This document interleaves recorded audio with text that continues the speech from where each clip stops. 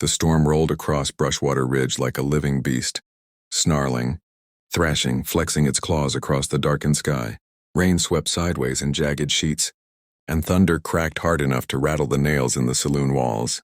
Inside, lanterns flickered as if frightened, throwing restless shadows across card tables and whiskey glasses. The townsfolk kept their voices low, glancing at the windows each time the wind gave the building a hard shove. Ellie. Mercer stepped through the bat-wing doors with rain dripping from the brim of his hat. He wasn't the sort of man storms bothered. He'd spent most of his life wrangling cattle across harsher lands than these.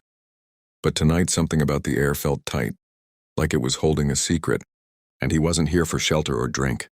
He reached into his coat and tapped the folded note in his pocket. 4 words written in careful script. Meet me tonight, urgent. No name, no explanation. Only a symbol beneath it carved like a bird's wing. The kind of mark Eli hadn't seen since his childhood trips through the reservation. Long before he owned land or cattle. He scanned the room. Miners hunched over a hot meal. The piano man tried to drown the thunder with stumbling tunes. A few cowhands argued over a poker hand in the corner. Nothing unusual. He almost thought he'd been fooled until he saw her. Lila Redbird stood half hidden behind the staircase railing, shawl wrapped tightly around her shoulders. Her dark hair, soaked from the storm, clung to her cheek. She wasn't like the other women in town. She was quieter, sharper somehow. She taught children in the tiny schoolhouse and walked home alone no matter the weather. Folks respected her, though she never asked for it. They simply sensed the strength in her silence. Eli tipped his hat in greeting.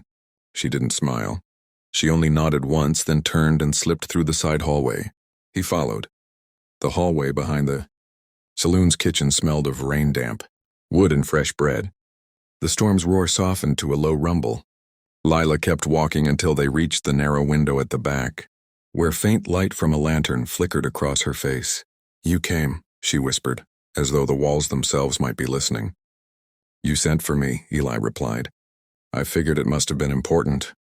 Her eyes, dark as a raven's feather, studied him carefully.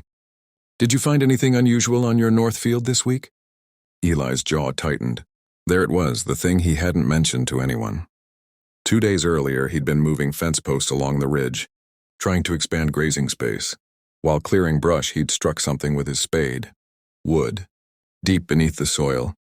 When he dug it out, he found a carved wooden marker, long and narrow, etched with lines that didn't look like any ranch brand he'd ever seen. Too smooth, too deliberate. Ancient, maybe. But it hadn't looked old. It looked like it had been placed recently, though buried deep. He had tossed it into the shed, planning to ask around, but he hadn't told a single soul. How do you know about that? He asked slowly.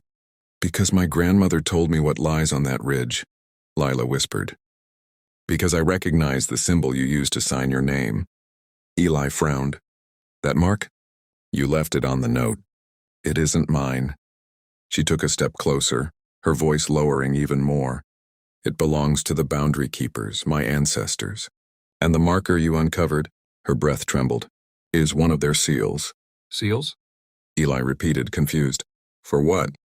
To keep something asleep. A chill crawled up Eli's spine. He shifted his weight, the hallway suddenly too narrow, too still. Miss Redbird, I don't mean to be rude, but are you talking about one of those old stories? Spirits, curses, that kind of thing? Her expression hardened. I am talking about an agreement made long before your ranch was ever dreamed of. An agreement that should never be disturbed. Eli opened his mouth to argue, but she reached out and touched his forearm lightly. Just that, barely a brush, but the fear in her touch froze him. That is forbidden, she whispered. To move those markers. To touch them. To let daylight fall on them again. A crack of thunder shook the plates on the kitchen shelves, but the sound seemed far away compared to the pounding of Eli's heartbeat. I didn't know, he said quietly. It looked like a piece of... It doesn't matter what it looked like, she said. The earth remembers what the eye forgets. He drew a slow breath, forcing himself to think. What happens now? Lila hesitated, her gaze flicking toward the door leading back to the busy saloon. If anyone else finds out, panic will spread faster than the storm outside. People will go digging, looking for treasure or land to claim. And if they disturb the ridge further... She shook her head.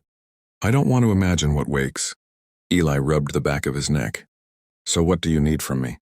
You must put the marker back, she said. Before dawn, the vow must be spoken again, and not alone. Her fingers tightened around the edge of her shawl. I will go with you. Tonight? Eli asked. In this kind of weather? In any weather, she said. The storm is not what you should be fearing. For the first time that night, he saw real terror in her eyes, not for herself, but for everyone in Brushwater Ridge. A woman like her didn't scare easily, seeing her shaken, unsettled Eli in ways he couldn't explain. All right, he said, nodding. But if we do this, will the town be safe? Her answer was a whisper nearly swallowed by thunder. If the boundary holds, yes. And if it doesn't? She looked away, rainwater trailing down the window pane beside her like a silent warning. Then the ridge will wake. And when it wakes, the town will learn things it should never know. Eli swallowed hard. Lila, he said, voice low, what exactly did I uncover? She stepped past him, pulling her hood over her hair. Her hand pushed open the back door, letting the storm howl through. You uncovered the first heartbeat, she murmured. And if we do not silence it, the next heartbeat will not stay in the earth. Eli followed her into the storm, boots splashing through mud, lightning tearing open the sky above them. He didn't yet understand what danger they were racing toward. But the town would feel the first tremor before dawn. Pulling rain hammered the open prairie like 1,000 fists as Eli and Lila rode north, their horses battling the wind with every strained step. The storm had grown stranger by the minute, less like weather, more like something alive. The air buzzed with a low vibration that crawled up Eli's arms and made his teeth ache. Lightning did not flash so much as pulse, slow and rhythmic, like a lantern being covered and uncovered by an unseen hand. The sky churned in unnatural spirals above Brushwater Ridge. Lila rode ahead, her shawl soaked and clinging to her like a second skin. Her braids whipped across her back with each gust, but she didn't falter. If anything, she urged her horse harder the closer they came to the ridge, as if the earth itself were pulling her. Eli leaned forward in the saddle, shouting over the wind, if this storm gets any worse, we'll be riding blind. Lila didn't slow. We are not racing the storm, she called back. We're racing what's beneath it. Her voice did not shake, but Eli heard something terrible in her tone. Certainty. She knew what was happening, or at least enough to fear it, and that fear pressed heat into Eli's ribs, making it difficult to breathe. The ridge finally came into view, a long shadow rising against the storm. But something was wrong. The ground looked darker than he remembered, almost glossy, as if slicked with oil. The air vibrated harder. When the next lightning pulse cracked the sky open, Eli saw it clearly. The earth at the top of the ridge wasn't just trembling. It was breathing. Lila dismounted before her horse had fully stopped, boots splashing into mud. Eli followed, stumbling as a tremor rippled beneath his feet. The lantern in his hand flickered wildly, the flame guttering sideways. Tell me this isn't normal, Eli muttered. She didn't answer. She walked forward, dropping to her knees in the mud and pressing both palms onto the trembling soil. She closed her eyes and whispered something in her ancestral tongue. Soft, rhythmic, not unlike the pulse of the lightning overhead. For a moment the ground paused.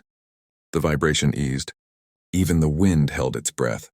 Then the earth groaned, a long, low, ancient sound, and the tremors returned twice as strong. Eli jumped back as a crack split open near his boot. Damnation! Lila opened her eyes, and Eli had never seen fear so raw. The seal is failing faster than I expected. Because I moved that piece of wood? She shook her head. Because you moved the first piece. There were more. Eli's gut went cold. Then the others were disturbed by the storm, the animals, the wind. Once one fell, the balance broke. Lila stood, swaying slightly as the earth heaved again beneath them. The boundary is unraveling. Before Eli could form a response, a shout echoed from the hill above. Mercer, Mercer, is that you? Eli turned to see a cluster of lanterns, bobbing closer, townsfolk staggering through the storm, faces pale and terrified. Sheriff Dane Hollister led them, coat flapping like a flag in the wind. Behind him came the blacksmith, 2 ranch hands, the preacher, and half a dozen others who should have been asleep. The sheriff waved his lantern. We saw the ridge glowing from town, houses rattling like a herd of bulls. What in blue blazes is going on? Eli opened his mouth, but Lila stepped forward. Go back, she shouted. All of you. It is not safe here. Hollister scowled. We're not leaving. Something's happening on our land. Our people deserve answers. Lila's voice cut like a whip. Your people will die if they stay. A murmur rippled through the group. Some took a step back. Then the ground shook so violently the sheriff fell to one knee. A crack tore open across the ridge wide enough to swallow a wagon wheel. Heat blasted up from the split, hot, dry, unnatural. No rain fell into the crack. The drops hissed and vanished before they even touched the glowing darkness. Eli shielded his face. What in God's name? It is not God's doing, Lila said. This place predates any name you have for the divine. The sheriff staggered to his feet. Mercer, what did you do? Eli bit back the anger rising in him. Nothing on purpose. I dug up something that shouldn't have been touched. From behind him, a ranch hand yelled, "Something's coming up!" They all froze. The crack pulsed with red, brighter with each tremor. A sound rose from below. Not a howl, not a growl. A heartbeat. Slow, powerful, growing louder. Lila's face went pale. It is waking. Eli turned to her. Tell me how to stop it. You cannot stop it, she whispered. But you might delay it. If you return the marker and speak the vow, the boundary may close long enough to keep the town safe. The next pulse shook the ridge so hard lanterns flew from hands and shattered. People screamed. The air burned hot enough to blister. Where the hell is the marker? The sheriff shouted. Eli's stomach dropped. Back at the ranch. In my shed. Lila grabbed his arm, her grip fierce. Go now! He nodded once, then sprinted for his horse. Mud splashed, wind tore at his coat, and the storm roared around him. But he mounted in one motion and kicked hard. Behind him, the ridge erupted in another thunderous tremor. Townsfolk scrambled, some falling, some crawling away in terror. The crack widened, glowing bright as a blacksmith's forge. The heartbeat grew louder, more insistent. Eli looked back only once.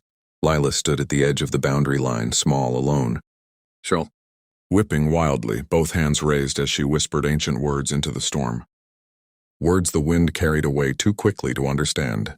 But Eli understood one thing. If he didn't return with that marker soon, the ridge would not stay closed. And whatever lay beneath it, the thing the boundary keepers feared would rise.